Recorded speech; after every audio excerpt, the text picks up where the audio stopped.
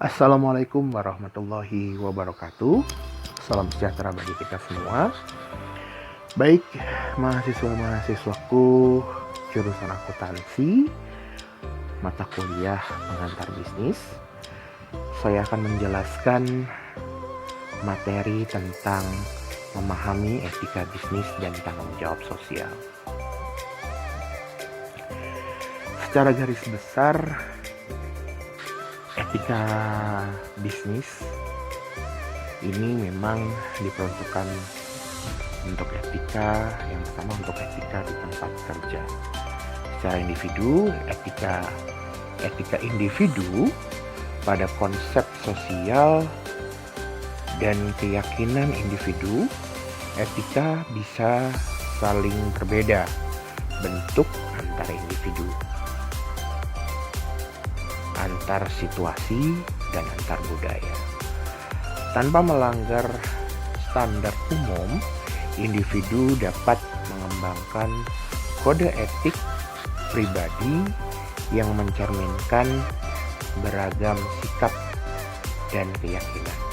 Contoh, mencintai sesuatu hal yang bersifat budaya, seperti misalnya kita mengatakan baik kepada budaya tertentu, belum tentu juga orang lain sama mengatakan baik. Artinya semua dari pola setiap individu itu bisa dipengaruhi oleh situasi, budaya, dan lain sebagainya. Salah satu contohnya juga adalah membina kedisiplinan, tanggung jawab, dan jujur. Jadi itu sebuah etika karena adanya faktor kebiasaan dan lain sebagainya. Kemudian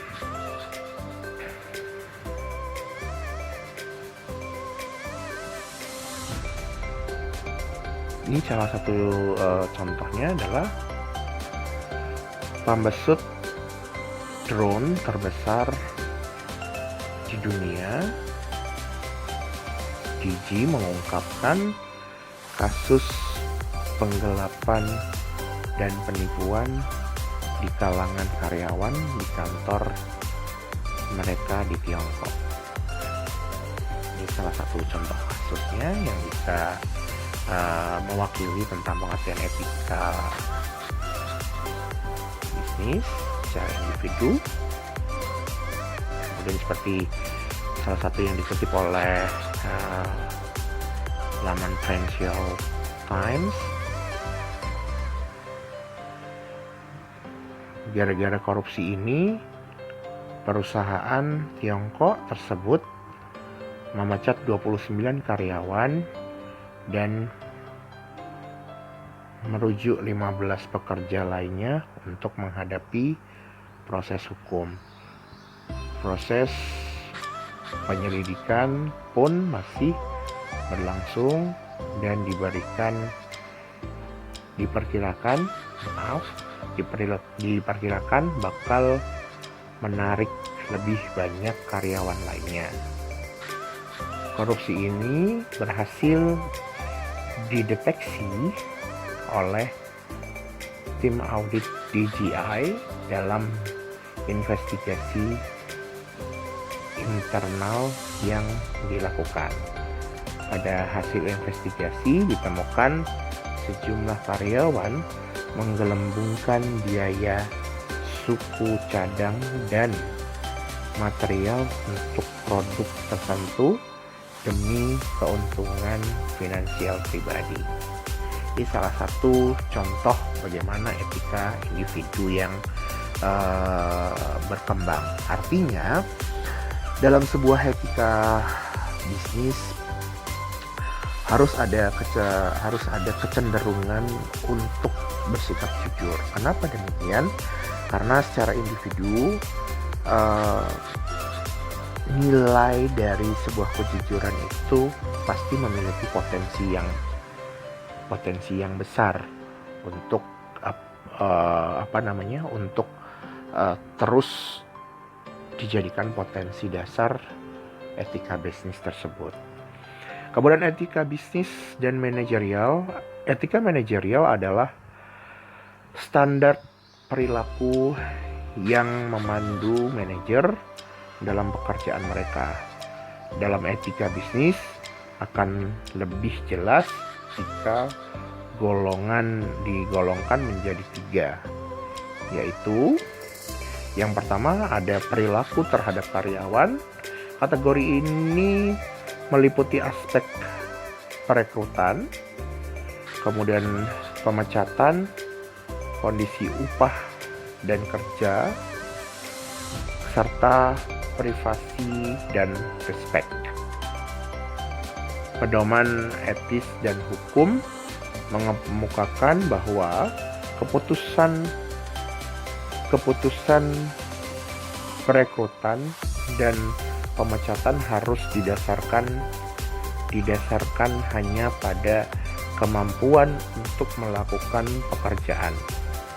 Perilaku yang secara umum dianggap tidak etis dalam kategori ini, misalnya mengurangi upah pekerja karena tahu pekerja itu tidak bisa mengeluh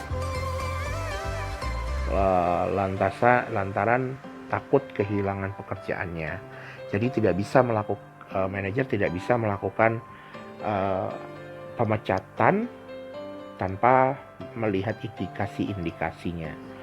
Kemudian begitu juga sebaliknya, tidak ada alasan untuk manajerial tiba-tiba memotong upah pekerja tersebut, kemudian membiarkannya begitu saja. Jadi semua harus ada etika, atau istilahnya bisa dikatakan juga kita secara etis harus memiliki satu peraturan yang sesuai dengan hak dan kewajibannya masing-masing. Contohnya bisa dilihat di sini.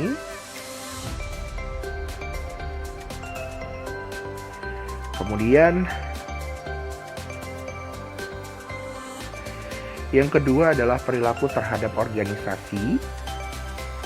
Contoh kasusnya adalah PT Let Isromando Jakarta dibentuk oleh pimpinan perusahaan dengan tujuan menyesuaikan suatu proyek berdasarkan persyaratan tertentu, di mana seluruh anggota organisasi dan pemimpinnya merupakan bagian dari sumber daya manusia. Perusahaan yang secara formal membentuk tim kerja yang terdiri dari anggota dengan perilaku tertentu. Perilaku anggota tim akan membentuk karakteristik tim yang akan menentukan efektivitas organisasi melalui efektivitas internal tim, yaitu suatu proses yang berhubungan dengan suasana kerja dalam tim, dengan suasana kerja yang sesuai dengan harapan anggota tim, akan meningkatkan kemampuan dalam pencapaian sasaran organisasi. Misalnya yang terjadi pada perusahaan bisnis skincare dengan karyawan menggelembungkan laporan biaya. Jadi secara garis besarnya adalah perilaku terhadap organisasi ini adalah satu peluang untuk bisa menjaga reputasi organisasi dengan menjamin timnya untuk bekerja dalam satu perusahaan tersebut, dalam organisasi tersebut. Jadi tidak akan ada tumpang tindih antara hak dan kewajibannya sampai akhirnya menjadi masalah. Salah satu contoh diantaranya ya tadi misalnya perusahaan bisnis skincare dengan karyawan menggelembungkan laporan biaya. Jadi di dalam perilaku terhadap organisasi ini, seorang manajer juga harus tahu tentang bagaimana kapasitasnya memimpin. Begitu juga sebaliknya, semua karyawan-karyawannya pun juga harus memahami betul situasi dan semua hak atau kewajibannya selama bekerja, seperti itu. Kemudian yang ketiga adalah perilaku terhadap pelaku atau agen ekonomi lainnya. Contoh kasus diantaranya adalah misalnya para pejabat senior terus membuat para investor mengira perusahaan itu sanggup membayar hutang-hutangnya, sehingga lama setelahnya baru mereka menyadari bahwa perusahaan sedang dililit masalah serius. Artinya perilaku terhadap pelaku atau agen ekonomi lainnya ini harus benar-benar secara transparansi untuk diperlihatkan, dalam artian untuk mengukur dan mengidentifikasi kondisi yang sebenarnya. Jadi bukan seolah-olah diartikan dan lain sebagainya. Perusahaan tersebut melanggar sejumlah aturan negara selama krisis energi di California yang menyebabkan penderitaan dan ketidaknyamanan jutaan konsumen. Kemudian, kemitraan dengan perusahaan lain banyak melanggar aturan keterbukaan dan kejujuran, mengakibatkan kerugian bagi perusahaan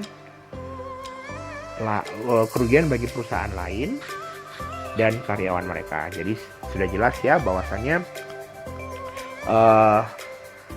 perilaku terhadap pelaku atau agen ekonomi ini harus transparan, karena jelas jika perusahaan itu melakukan transparansi terkait semua minimal kondisi yang ada yang berhubungan dengan ekonomi, mungkin akan lebih baik secara transparansi istilahnya dibagikan, agar para konsumen ataupun khususnya dalam internal karyawan-karyawannya juga merasa memahami bahwa kondisi perusahaan sedang seperti ini.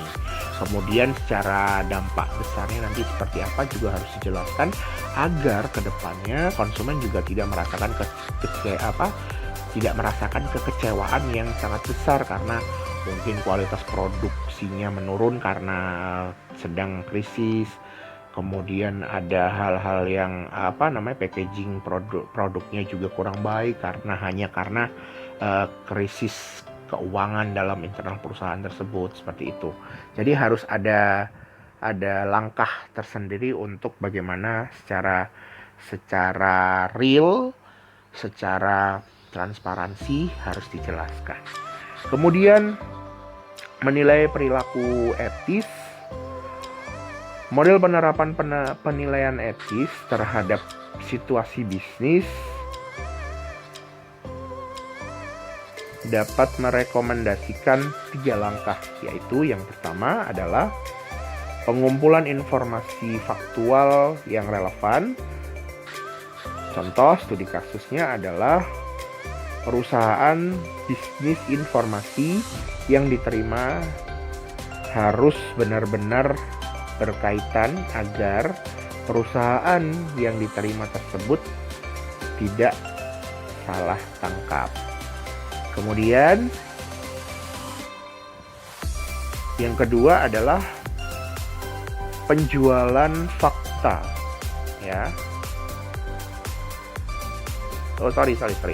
Peninjauan fakta untuk menemukan nilai moral paling sesuai. Ya, di sini maksudnya ini studi kasusnya tidak ada, harusnya dihilangkan, tidak apa-apa. Peninjauan fakta untuk menentukan nilai moral paling sesuai. Artinya yang pertama tadi adalah pengumpulan informasi faktual yang relevan, di mana untuk menilai perilaku etis kita juga harus tahu kondisi yang sebenarnya seperti apa. Kemudian sudah ada langkah-langkah preventif belum untuk mengatasi semua hal-hal yang terjadi secara internal tersebut. Kemudian peninjauan fakta untuk menentukan nilai moral, ini biasanya pengukurannya secara personal. Biasanya bisa melalui banyak hal ya, maksudnya mungkin dengan mencoba klarifikasi atau konfirmasi kepada setiap karyawan. Terus kemudian bisa juga perusahaan memberikan klarifikasi keluar secara eksternal, seperti itu. Kemudian yang ketiga adalah penyusunan penilaian etis berdasarkan benar salahnya kegiatan atau kebijakan yang diusulkan. Artinya penyusunan penilaian etis ini melihat dari bagaimana kira-kira semua kebijakan yang sudah diambil untuk perubahan secara etis yang dilakukan oleh seorang manajer dan perusahaannya, seperti itu. Kemudian praktek-praktek perusahaan dan etika bisnis. Ya. Di sini dijelaskan bahwa banyak perusahaan yang mengambil langkah untuk mendorong perilaku etis di lingkungan kerja. Langkah-langkah tersebut adalah dengan menetapkannya aturan main dalam menjalankan dan mengembangkan posisi etis yang jelas mengenai cara perusahaan dan karyawan menjalankan bisnisnya. Selain langkah-langkah yang diberlakukan, yang dibuat di lingkungan kerja di atas, biasanya perusahaan mengambil langkah-langkah lain yang lebih spesifik untuk menginformasikan komitmennya, yaitu dengan cara antara lain: 1. Menerapkan kode etik tertulis, jelas harus dijelaskan apa saja yang menjadi kebijakan perusahaan. Lain halnya dengan peraturan secara tertulis, ini harus disampaikan biasanya pada saat perekrutan karyawan, ya.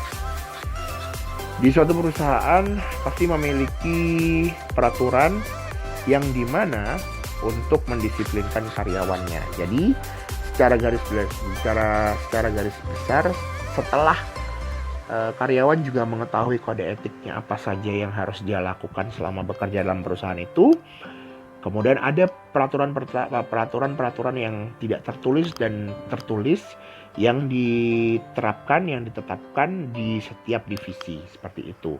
Kemudian memberlakukan program etika, di mana di sini adalah bagaimana caranya untuk pengembangan satu nilai moral yang baik secara etis dalam program etika untuk karyawannya. Kemudian masuk pada tanggung jawab sosial. Tanggung jawab sosial adalah konsep terkait yang merujuk pada keseluruhan cara suatu bisnis dalam upayanya untuk menyeimbangkan komitmennya terhadap kelompok dan individu terkait dalam lingkungan sosial. Jelas, ini adalah salah satu bentuk bagaimana caranya secara tanggung jawab baik manajer dan karyawan harus bisa menjadi satu kesatuan untuk tanggung jawab sosialnya. Mode tanggung jawab pemangku kepentingan. Sebagian besar perusahaan berusaha untuk bertanggung jawab atas pemegang kepentingan mereka yang berfokus pada 5 kelompok, yaitu yang pertama adalah pelanggan, ya, dimana kita harus tahu bagaimana sifat-sifat pelanggan itu seperti apa. Contoh, jadi pihak dari perusahaan memberikan garansi ketika ada kerusakan, memberikan harga yang wajar kepada pelanggan. Dalam industri rokok misalnya, seperti PT Jarum, mempunyai banyak tanggung jawab yang diabaikan. Tanggung jawab terhadap efek rokok pada kesehatan konsumen. Industri rokok cenderung membantah efek rokok yang tidak baik bagi kesehatan. Selama ini tidak ada perusahaan rokok yang menyantuni perokok yang sakit akibat merokok. Ini salah satu contoh buruknya. Tetapi contoh baiknya adalah tanggung jawab sosial kepada pelanggan. Biasanya setiap perusahaan tentu mengadakan semacam corporate social responsibility atau CSR yang bertujuan untuk bagaimana meningkatkan meningkatkan keeratan antara internal perusahaan dengan para konsumennya atau pelanggannya dengan memberikan diskon dan lain sebagainya. Kemudian karyawan secara tanggung jawab sosial untuk karyawan, ini salah satu contohnya adalah memberikan gaji sesuai dengan kerja yang dibebankan kepada karyawan, ya, yang dihabiskan karyawan, memberikan asuransi kesehatan beserta tunjangan, ya.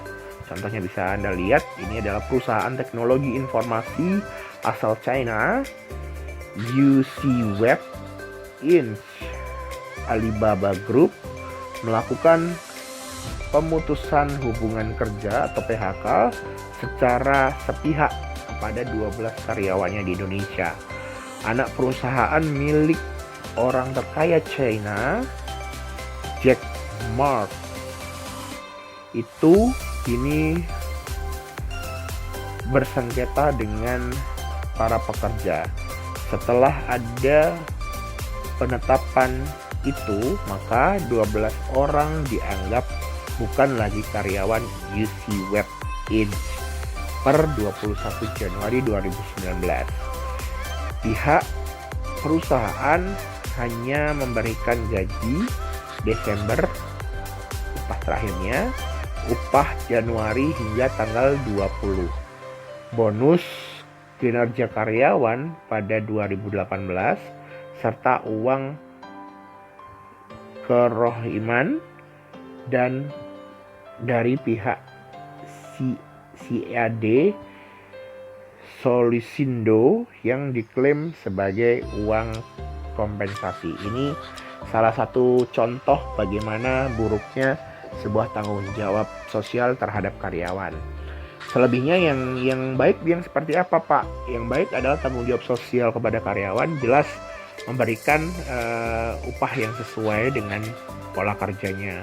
Kemudian jika memang ada lembur, maka juga harus ada perhitungan secara transparansi berapa yang akan diterima. Kemudian biasanya memberikan tunjangan, terus kemudian memberikan asuransi kesehatan untuk karyawannya, dan biasanya juga ada tunjangan itu, biasanya tunjangan makan minum, tunjangan keluarga dan lain sebagainya, dan bonus reward untuk setiap hasil keberhasilan dalam pencapaian, misalnya dari bidang tertentu, divisi tertentu, kemudian mungkin dari proses kerjanya dia baik, kemudian akhirnya diberikan reward. Terus kemudian ada tunjangan hari raya. Kemudian tanggung jawab sosial kepada investor, di mana tanggung jawab moral biasanya harus terus dijalin karena investor ini adalah salah satu tolak ukur perusahaan untuk bisa tetap bertahan dan bersaing lebih baik lagi, karena investor yang akan memberikan sejumlah sahamnya untuk perusahaan tersebut. Contoh ini adalah memberikan laporan keuangan secara jujur dan tidak menggelapkan laba perusahaan. Diamond Foods, ini perusahaan Diamond Foods, distributor cemilan kacang dan rondong jagung, melaporkan kembali labanya selama 2 tahun terakhir setelah mengumumkan bahwa perusahaan tersebut salah memperhitungkan 80 juta US dollar untuk membayar petani almond. Jadi ini adalah sebuah klarifikasi di mana untuk mengembalikan citra positif perusahaan, terutama pada investor. Kemudian tanggung jawab sosial terhadap pemasok. Contoh, pihak perusahaan melakukan perjanjian kemitraan yang saling menguntungkan. Jelas, salah satu tanggung jawab sosial kepada pemasok biasanya adalah bagaimana tidak mengintervensi pemasok, tapi melainkan harus menjaga komitmen untuk bekerja sama, untuk terus menjadi mitra kerjasamanya.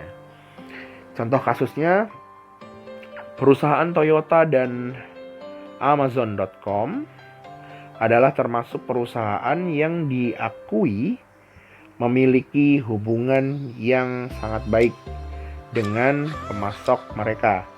Dari perusahaan mereka sendiri memberikan informasi mengenai rancangan mendatang, dan mereka juga melakukan penetapan harga yang bisa diterima oleh kedua belah pihak. Kemudian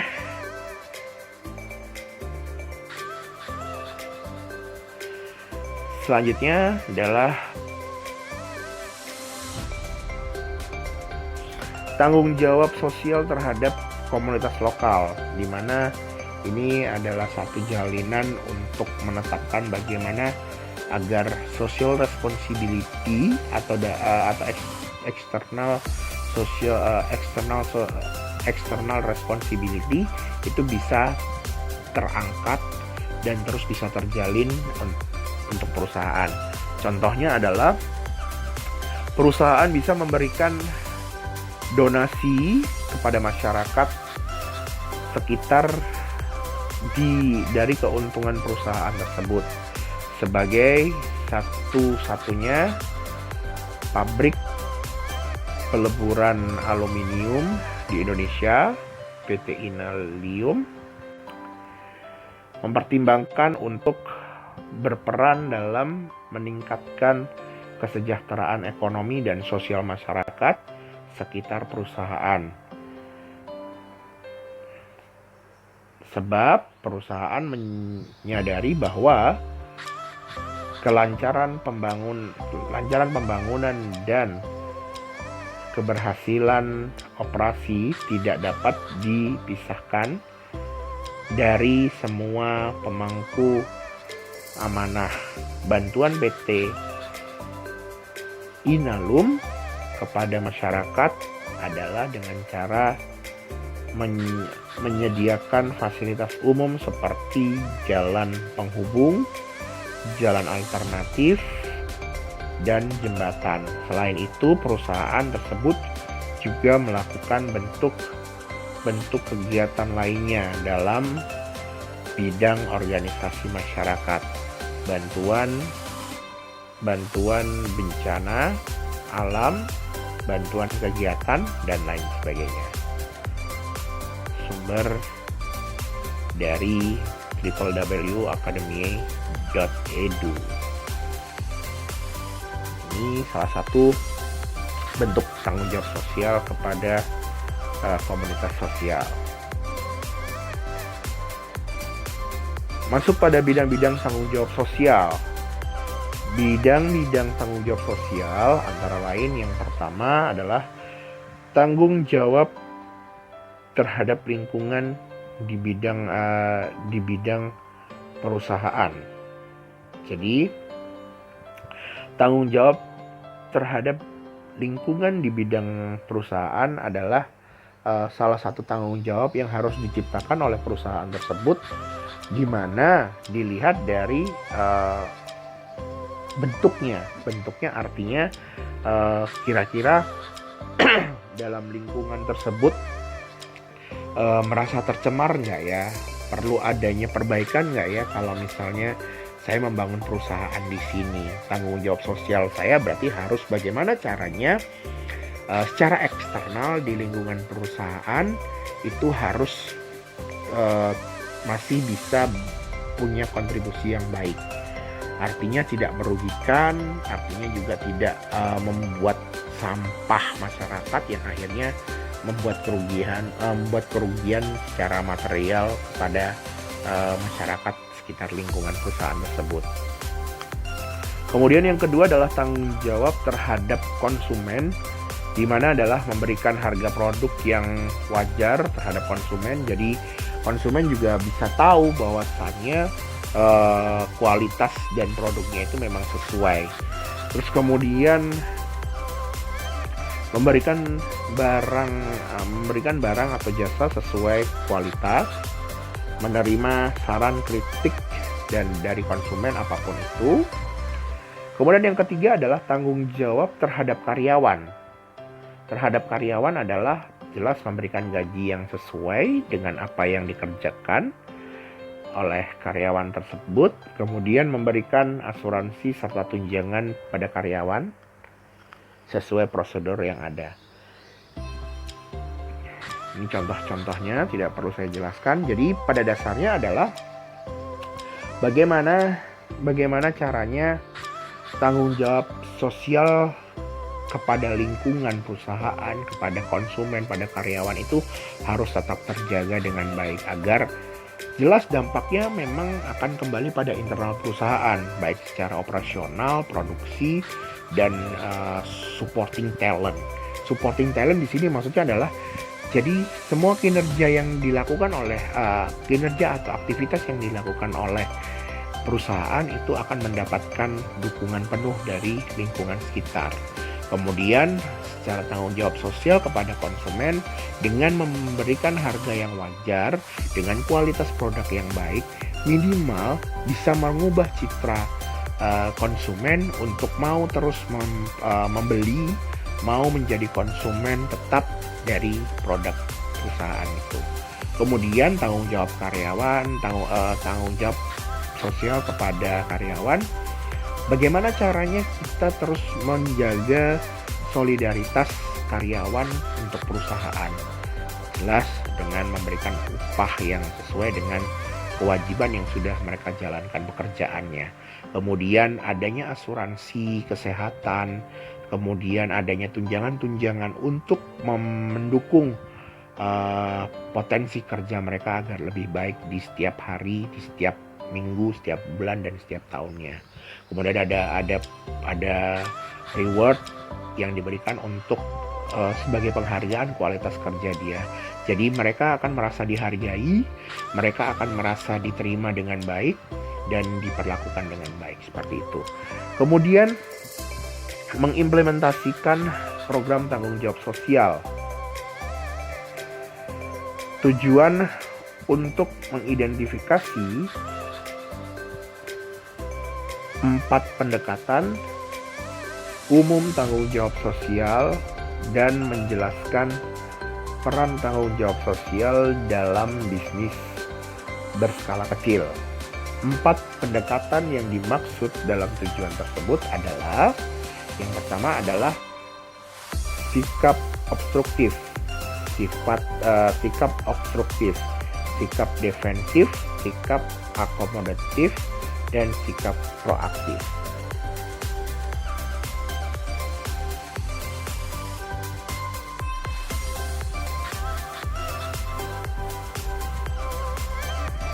Kemudian pemerintah dan tanggung jawab sosial.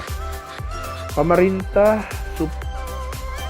berupaya membentuk tindakan tanggung jawab sosial melalui siaran langsung maupun tidak langsung. Pengaruh langsung diwujudkan melalui regulasi, sedangkan pengaruh tidak langsung bisa berwujud dalam berbagai bentuk. Biasanya berupa kebijakan pajak dan lain sebagainya. Regulasi yang dibentuk pemerintah dalam menanggulangi tindakan tanggung jawab sosial dibagi menjadi dua, yaitu regulasi langsung dan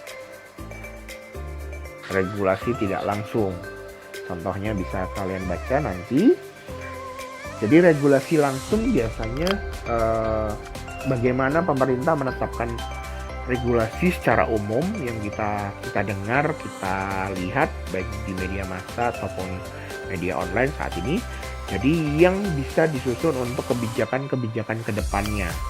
Banyak hal-hal yang dilakukan oleh pemerintah melihat situasi dan kondisi khususnya perekonomian saat ini. Terus kemudian kebijakan tidak langsung, regulasi tidak langsung yang biasanya diatur secara garis besar. Artinya bisa kemudian disusun melalui divisi-divisi kerjanya, melalui menteri-menterinya, kemudian baru dinyatakan dan diakui sah, kemudian baru dibagikan kepada kita semua untuk ditaati. Seperti itu.